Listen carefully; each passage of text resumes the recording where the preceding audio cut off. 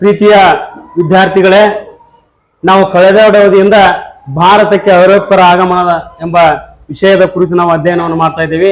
ಇವತ್ತಿನ ಈ ಅವಧಿಯಲ್ಲಿ ಇಂಗ್ಲಿಷ್ ನಂತರ ಬಂದಿರತಕ್ಕಂಥ ಫ್ರೆಂಚರು, ಆ ಫ್ರೆಂಚರ ವ್ಯಾಪಾರ ಕೇಂದ್ರಗಳು, ಅದೇ ಚೆನ್ನಾಗಿ ಫ್ರೆಂಚರ ಅವನತಿಗೆ ಕಾರಣಗಳು ಹಾಗೂ ಎಲ್ಲ ಪ್ರಮುಖವಾಗಿ ಮೂರು ಕಾಲಗಣನೆ ಬರ್ತವು. ಅವುಗಳ ಬಗ್ಗೆ ನಮ್ಮ ಶಾಲಾ ವಿದ್ಯಾರ್ಥಿಗಳು ಸಂಕ್ಷಿಪ್ತವಾಗಿರ್ತಕ್ಕಂಥ ಮಾಹಿತಿಯನ್ನು ನೀಡ್ತಾ ಇದ್ದಾರೆ, ಕೇಳಿ.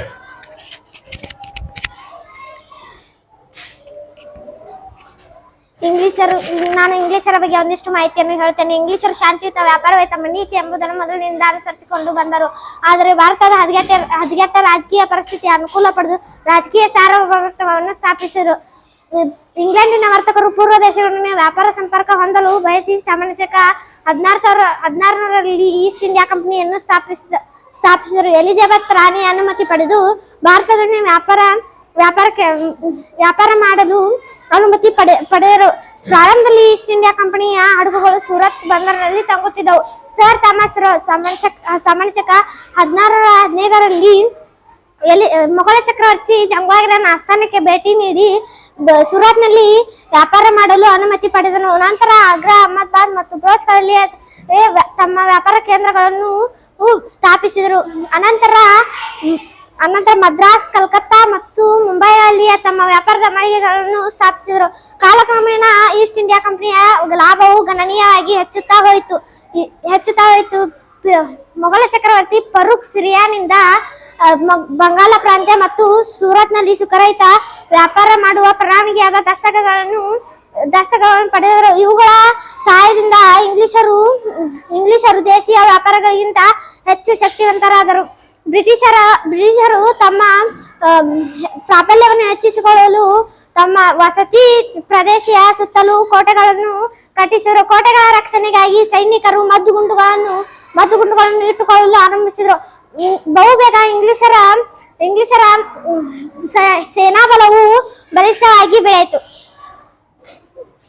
ನಾನು ಫ್ರೆಂಚರ ಬಗ್ಗೆ ಒಂದಿಷ್ಟು ಮಾಹಿತಿಗಳನ್ನು ನೀಡುತ್ತೇವೆ. ಭಾರತಕ್ಕೆ ಬಂದ ಯುರೋಪಿಯನ್ನರಲ್ಲಿ ಫ್ರೆಂಚರು ಕೊನೆಯವರು.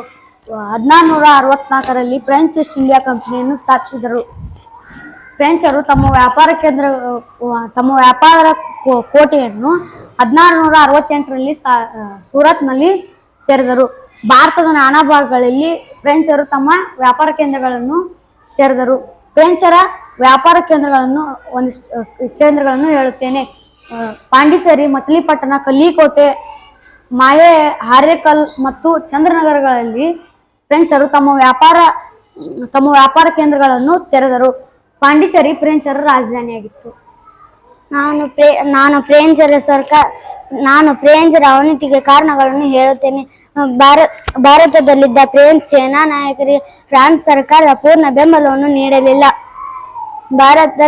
ಫ್ರಾನ್ಸ್ನಲ್ಲಿ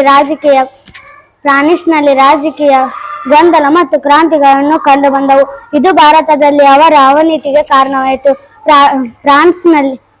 ಫ್ರೆಂಚರ ನೌಕಾಪಡೆ ಇಂಗ್ಲಿಷರ ನೌಕಾಪಡೆಗಿಂತ ಉತ್ತಮ ದರ್ಜೆದಾಗಿರಲಿಲ್ಲ. ನಾನು ಕಾಲಗಣನೆ ಮತ್ತು ಸಾಮಾನ್ಯ ಶಕದ ಬಗ್ಗೆ ಒಂದೆರಡು ಮಾತುಗಳನ್ನು ಹೇಳುತ್ತೇನೆ. 1. ಬ್ರಿಟಿಷ್ ಈಸ್ಟ್ ಇಂಡಿಯಾ ಕಂಪನಿ 1600ರಲ್ಲಿ ಸ್ಥಾಪನೆಯಾಯಿತು. 2. ಡಚ್ ಈಸ್ಟ್ ಇಂಡಿಯಾ ಕಂಪನಿ 1602ರಲ್ಲಿ ಸ್ಥಾಪನೆಯಾಯಿತು. 3. ಫ್ರೆಂಚ್ ಈಸ್ಟ್ ಇಂಡಿಯಾ ಕಂಪನಿ 1664ರಲ್ಲಿ ಸ್ಥಾಪನೆಯಾಯಿತು.